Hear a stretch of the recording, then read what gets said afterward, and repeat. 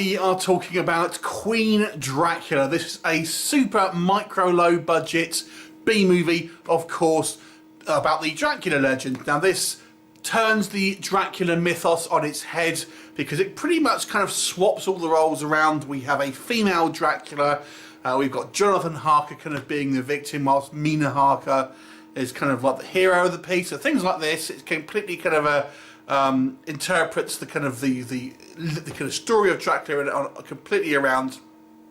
So it's actually a contemporary movie, so it all takes place in a kind of like modern era, and ultimately everyone is kind of reimagined for a kind of a low budget US audience, I guess you would call it. So ultimately this kind of this Jonathan Harker is seduced by this Countess Dracula, or D as she's known in the movie, and he's basically kind of under the spell, and it's up to his two daughters, Lucy and Mina, to try and kind of find out what's going on and defeat this vampire menace, along with Van, the bounty hunter. So everyone here is kind of their roles are based on obviously the classic literature, but obviously sort of turned on its head. Now, I will say this is the most hilarious Dracula movie I have ever seen. It is super low budget. Apparently the budget was $10,000. I don't believe that. I think this whole video is probably about the same budget of the actual movie. It's not to say it's not got a bit of fun on it, I've got to say. Yeah, it's a very short running time, so it goes at a fair old pace. It's just over an hour long, to be quite honest, so you know it's not going to be a huge time commitment, and it's just so amateur. I gotta kind of enjoy it for a kind of just a very kind of like lowbrow guerrilla filmmaking point of view.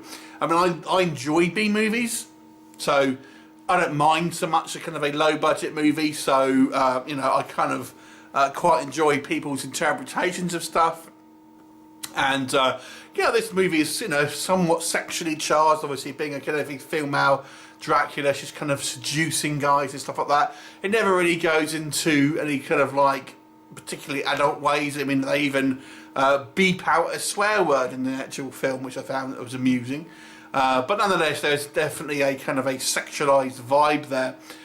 So if you're wanting some sort of vampiric sexual fantasy, this is the movie for you. The actual Dracula character herself is actually played by 3 actresses.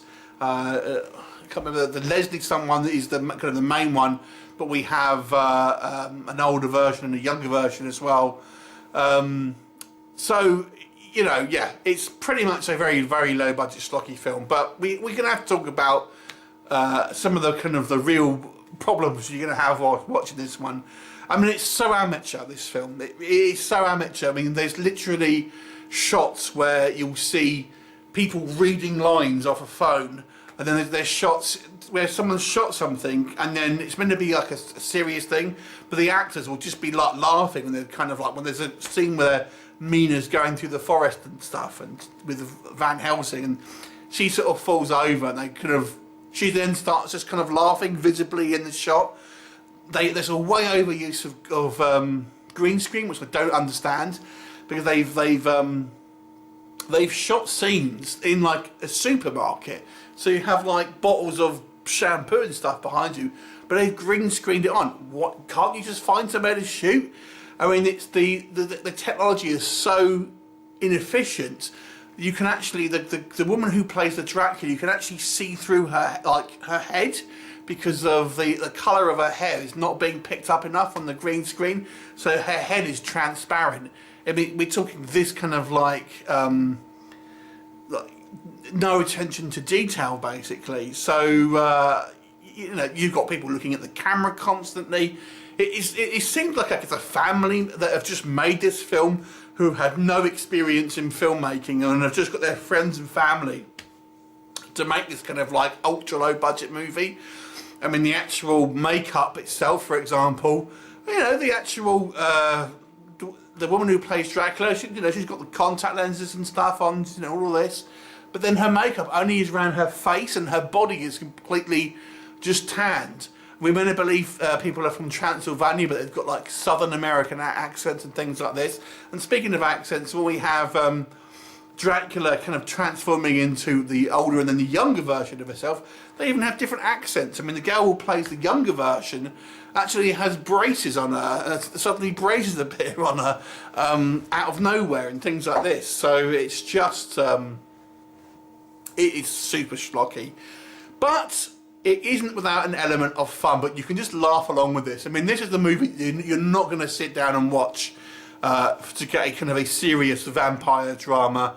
I don't think the filmmakers are completely aware of that. They do seem to try and take it somewhat seriously, but they maybe should have gone to try and maybe up the campiness a little bit, because they clearly don't have the funds or experience to kind of make this a legitimate sort of vampire movie.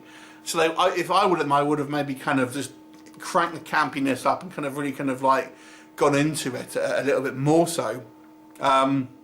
Yeah, so if you're a fan of like real low budget kind of like horror B movies, you may want to check it out just for a fun. It's just kind of a fun fun movie just to kind of sit and kind of like just laugh at the low budget nature of it, basically, and the kind of like you know, we have like a still shot of obviously a castle or something, and then when we get to the actual the front door of it, it's clearly just someone's house. It's hilarious. This movie is hilarious. It's so funny, but maybe not intentionally so. So it's a little bit of a kind of an oddity, you know, where you might want to check out something which is just a bit of fun, a little bit of a kind of a unique take on the kind of the Dracula mythos, and that's actually a public domain character, in case you aren't aware how they can make this. So anyone can make a Dracula movie. So yeah, that's kind of why you can kind of get away with it. That's why there's so many Dracula films, because the property's in the public domain. Yeah, so obviously I can't kind of realistically give this a particularly high mark, because ultimately the quality of the filmmaking here is just so amateur, but there is elements of fun to be had on this one. And if you just want to watch like one of these kind of late night bad movies, have a few beers and kind of have it in the background, then you'll kind of get a few laughs out of this one. And you know, it's like I said, it has a certain sort of like sexual kind of vibe, which I probably would have played up, to be honest. So yeah, I'll give it a 3 out of 10. Have you seen it? What did you think of it? Leave me a comment and I'll look forward to seeing you next time. Bye for now.